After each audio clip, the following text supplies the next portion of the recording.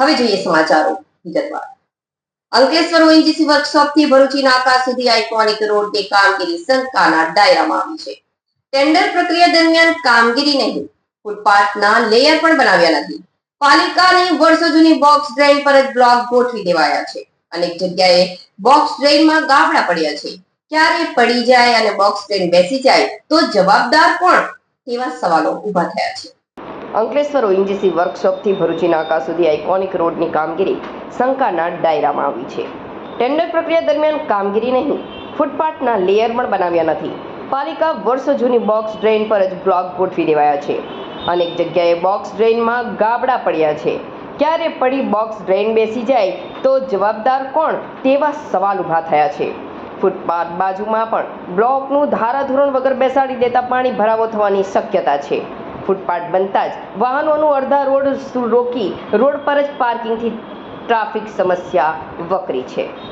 અંકલેશ્વર પાલિકા દ્વારા અંદાજે 7 કરોડ 50 લાખ ઉપરાંતના ખર્ચે બનનાર પાલિકાનો આઇકોનિક રોડ કામગીરીમાં પોલમ પોલ જોવા મળી રહી છે.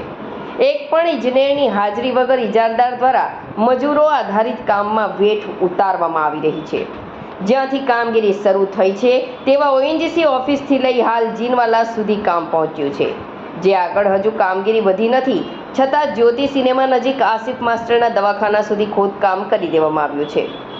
ઓએનજીસીથી 3 રસ્તા સર્કલ સુધી રોડની બંને તરફ અગાઉ પણ વિપક્ષ દ્વારા ગોબાચારીનો આક્ષેપ કર્યો હતો અને રોડ બાજુમાં માટી પૂરી તેના પર બ્લોક બેસાડી ફૂટપાથ બનાવ્યા હોવાની ફરિયાદ કરી હતી. 3 રસ્તા સર્કલથી જીનવાલા સર્કલ સુધી રોડની બંને તરફ પાલિકાની અંદાજે 20 વર્ષ જૂની વરસાદી પાણી બોક્સ ડ્રેન આવેલ છે. જે બોક્સ ડ્રેનને મજબૂતીકરણ કર્યા વગર કે પછી તેના મજબૂતી અંગે રિપોર્ટ ટેસ્ટ કર્યા વગર જ તેના પર માત્ર કોડિસ્પોલ નાખી બ્લોક બેસાડી દેવામાં આવ્યા છે. આ બોક્સ ડ્રેન અનેક જગ્યાએ તૂટેલી છે. તેનું રિપેરિંગ વર્ક પણ કરવામાં આવ્યું નથી અને બ્લોકની કામગીરી કરાઈ રહી છે. એટલું જ નહીં, રોડ અને આ બોક્સ ડ્રેન વચ્ચેની જગ્યાના પણ કોઈ પણ જાતના ધારાધોરણનું પાલન કર્યા વગર બ્લોક બેસાડી દેવામાં આવ્યા છે. જ્યાં પાણીનો ભરાવો થઈ શકે છે તો ફૂટપાથ બનતા જ વાહનો રોડ પર પાર્કિંગ કરી અડધો અરધ રોડ રોકી લે છે, જેને લઈ ટ્રાફિક સમસ્યા બગડી રહી છે. એક તરફ આ કામગીરી મજૂરી કરનાર બોડી એ સંપૂર્ણ કામગીરી નગરની સિક્કલ બદલાવના દાવા રજૂ કર્યા હતા, ત્યારે રોડની બાજુમાં દબાણ દૂર કરી કામગીરી કરવાના દાવા પણ પોકળ સાબિત થઈ રહ્યા છે.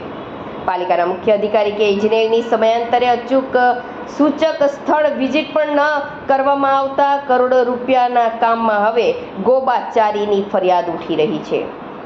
ગત ભાજપની બોડી અને પાલિકા અધિકારીઓના માનીતા ઇજારદાર દ્વારા કરવામાં આવી રહેલા કામગીરીમાં ભાગ બટાઈ કે કટકી તો પડાઈ નથી તેવી શંકા ઉપજાવતી આ કામગીરી સામે અનેક સવાલો ઊભા થયા છે.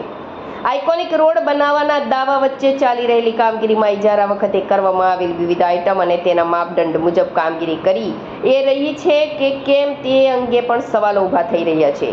ત્યારે પાલિકા ચીફ ઓફિસર તેમજ પૂર્વ સત્તાધીશો સામે જાગૃત નાગરિકો દ્વારા સવાલ ઊભા કરી આ અંગે ઉચ્ચ સ્તરીય તપાસની માંગ કરવા માટે આગામી દિવસોમાં જિલ્લા કલેક્ટર અને રાજ્ય મ્યુનિસિપલ કમિશનર કે સચિવ સમક્ષ રાવ કરે તો નવાઈ નહીં.